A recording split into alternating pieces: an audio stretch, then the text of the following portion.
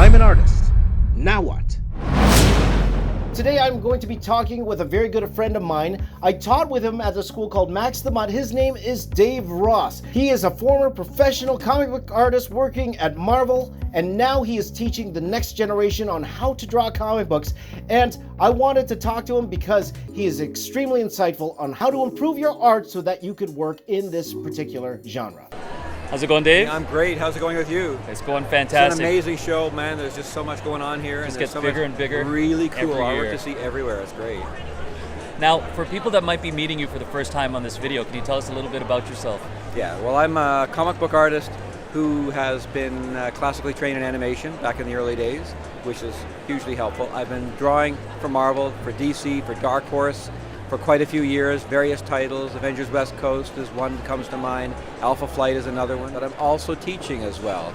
I'm teaching at a school here in Toronto called Max the Mutt College of Animation, Art and Design. And we have a full-fledged sequential arts program. It's a 3-year, soon to be 4-year diploma program in how to draw comics and graphic novels. And you also have a book with regards to the book is that called, type of instruction. Yeah, Freehand Figure Drawing for Illustrators, Mastering the Art of Drawing from Memory. And it's a book that's a major publisher, Penguin Random House, and that means that you can find it in most of the bookstores around. What would you say is one of the most common mistakes that you see people make as they're building their art and developing their style? I think in general, young artists tend to try to create a finish on their work too quickly and not have the solid underdrawing that they should have.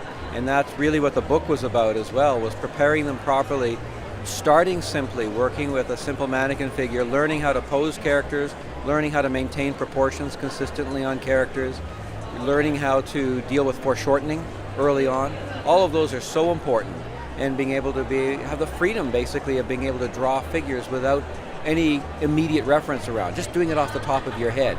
If you can do that, then of course you can carry on and do the detailing, the shading, adding the features, adding the anatomy, any lighting that you like, and that's great. Finishing is important, but it doesn't come first. And so many young artists put that ahead of the actual fundamentals of the solid underdrawing. With the students, one of the main things that they'll tend to do is do these very strange crops on characters.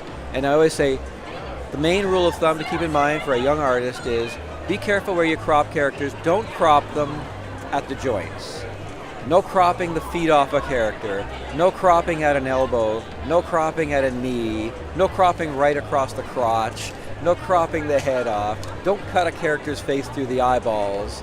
I mean, these are all, I don't know, they seem like common sense things, and yet we see young artists doing this time and again. So my feeling is, be careful with that. How you crop, how you frame your images is going to be really, really crucial to the power of your artwork, because you can do a good pose, a great figure, but then if he's poorly cropped, it will take the energy right out of the pose or make it confusing for a viewer.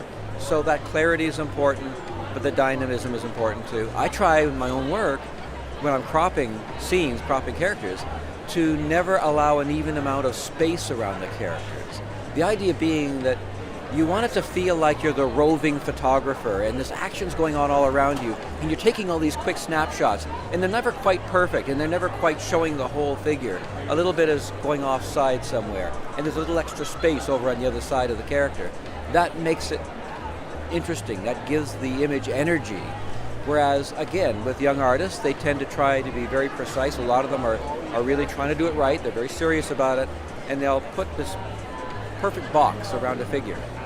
And I say to them, look, you just put them in their coffin. That box is a coffin. You just killed the pose. So try to think a little more erratically about what you do with those. It'll give the visual energy to it. You've got to approach this with patience, and you've got to think about it. And all the best instruction in the world and all the best artists in the world will tell you the same thing. You got to do the reps, and that means little studies first, and lots of them. Hundreds of arms, hundreds of legs, every angle you can think of.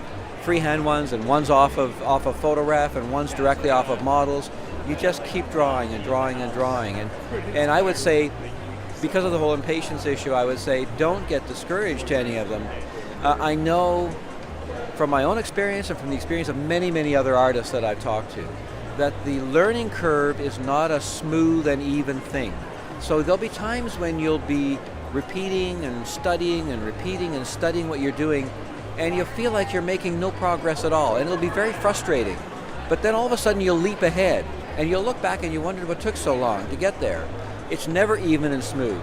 It's never seems to be directly related to how much effort you're putting in, but it is all good for the end product. And in the end, you will learn, you will develop, you will see over the longer haul a lot of incredible improvement in your work.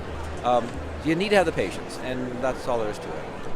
Thank you for listening to this classic interview with Dave Ross. Now, I'm hoping to have Dave back again as we relaunch the brand new Box Office Artist podcast, where every week we will be interviewing an artist from a different genre, getting their history, their stories, all of their insights, so you can decide if their career path is the same one you want to take as well. We will also take the best points from every interview and clip them out into separate videos, so hopefully we'll be able to answer all of your questions. Make sure you subscribe to this podcast and all of the James Ray's Media Network channels, and I will be your best friend. Thank you guys for watching. My name is James, and I'll see you next time.